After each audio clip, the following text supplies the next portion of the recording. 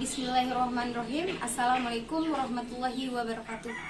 Salam sejahtera untuk kita semua. Perkenalkan, saya Mustika Aprilia dari Program Studi PPKN Fakultas Keguruan dan Ilmu Pendidikan Universitas Mataram.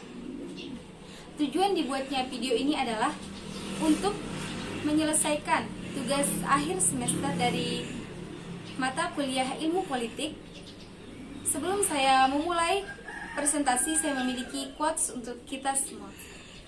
Orang bijak mengatakan bahwa ilmu bukan apa yang dihafal, tapi apa yang bermanfaat untuk orang lain. Jika kita memberikan kebermanfaatan untuk orang lain, tentu didasarkan oleh ilmu dan cara menyampaikan yang efektif. Maka pada kesempatan kali ini, saya akan memberikan sedikit ilmu tentang tema yang saya ambil, yaitu pandemi COVID-19, yang mana dilema antara krisis kesehatan dan krisis ekonomi. Sebelumnya, apakah kamu ketahui apa itu COVID-19? COVID-19 adalah penyakit menular yang baru saja ditemukan dari Wuhan. COVID-19 ini dianggap sebagai pandemi oleh beberapa negara, termasuk juga Indonesia. Lalu, kapan COVID-19 ini masuk di Indonesia? Dilansir dari Detik News, Indonesia pertama kali mengkonfirmasi kasus positif pada tanggal 2 Maret 2019, yang mana Presiden Joko Widodo mengumumkan ada 2 kasus positif, yaitu perempuan berusia 31 tahun dan ibunya yang berusia 64 tahun. Sejak COVID-19 menyerang Indonesia, banyak dampak buruk yang terjadi, terutama pada bidang kesehatan dan bidang perekonomian. Bukan hanya di Indonesia, namun di beberapa negara, bahkan seluruh negara terkena imbasnya. Nah, di sini muncullah dilema antara menyelamatkan nyawa manusia atau menyelamatkan perekonomian dari resesi. Apa itu resesi? Resesi atau kemerosotan adalah kondisi ketika pertumbuhan ekonomi real bernilai negatif selama 2 kuartal atau selama lebih dari 1 tahun. Dalam diskusi daring yang bertemakan optimisme di tengah pandemi, Raden mengatakan bahwa kondisi saat ini sudah bisa dipastikan akan mengalami resesi ekonomi. Di sisi lain, penularan virus ini masih berlangsung. Nah, kita lihat di sini data dari COVID-19. Banyak yang sudah terkena COVID ini, bahkan banyak yang sudah meninggal dunia. Oleh sebab itu, pengambilan kebijakan di sini mengalami dilema. Jika kita memperketat kesehatan, maka akan terjadi resesi ekonomi. Alhasil, korban jiwa dapat ditekan. Namun, resesi ekonomi yang terjadi akan semakin dalam. Terlebih lagi di Indonesia, sekitar 55% pekerja di sini bekerja di sektor informal. Tingkat kematian memang rendah, namun ini bisa berdampak pada PHK, kenaikan kemiskinan, kelaparan, bahkan mungkin akan terjadi chaos.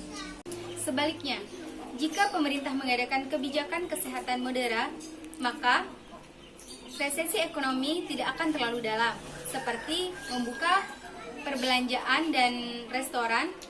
Kebijakan yang diambil pemerintah pada saat ini sudah mencapai penyelamatan antara kedua-duanya, yakni memunculkan dana sebesar 405 triliun untuk pengamanan sosial, kesehatan, sektor real, dan juga sektor keuangan.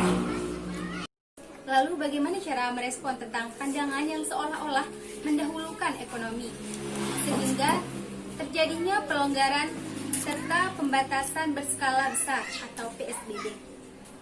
Menteri Keuangan Sri Mulyani Indriati mengatakan bahwa ini tidaklah benar. Dia menjelaskan bahwa ekonomi dan kesehatan harus sama-sama berjalan. Langkah-langkah pencegahan ini sudah dilakukan dari level terpusat sampai level terkecil di desa-desa. Bahkan bertambah signifikan. Dari 1 laboratorium sekarang sudah mencapai lebih dari 100 laboratorium untuk rapid test. Kata Menteri Kesehatan tentang rencana pelonggaran PSBB, pemerintah bukan tanpa dasar melakukan pelonggaran PSBB tersebut. Namun di sini pemerintah melakukannya dengan standar dari WHO tersebut, yang mana jika reproduksi efektif di bawah 1 selama 14 hari, maka boleh dilakukan pelonggaran PSBB tersebut. Nah, adapun solusi yang tepat adalah dengan memberlakukannya new normal. Di sini saya setuju dengan pemberlakuan new normal. Kita tidak tahu sampai kapan COVID-19 ini akan berlangsung.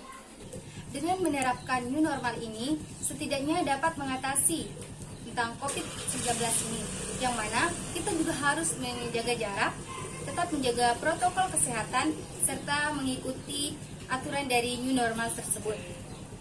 Dengan mitigasi resiko agar tidak terjadinya serangan gelombang kedua, maka pemerintah harus menyiapkan protokol new normal tersebut. Nah, dengan menerapkan new normal ini akan membantu sedikit perekonomian dari masyarakat tersebut. Lalu, apa yang harus dilakukan saat ini? Yang pertama, kita sebagai masyarakat harus tenang.